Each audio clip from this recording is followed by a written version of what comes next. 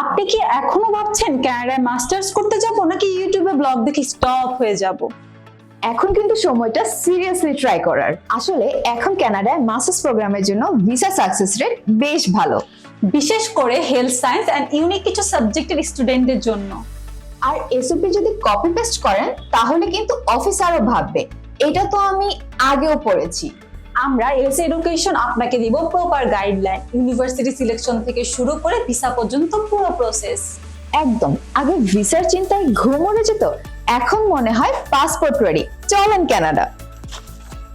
আর কাগজপত্রের গন্ডগোল হলে Dhaka to bedroom return ticket. তবে শুধু ইচ্ছা থাকলেই হবে না, ভালো আইএলটিএস স্কোর এবং একাডেমিক ব্যাকগ্রাউন্ড একটু স্ট্রং হলেই ফুল প্রসেসিংটাই হয়ে যাবে অনেক ইজি।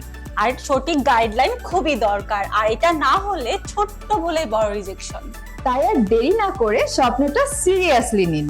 না হলে বন্ধুরা সব ক্যানাডায় যাবে আর আপনি শুধু এয়ারপোর্টে বিদায় দিতে যাবেন।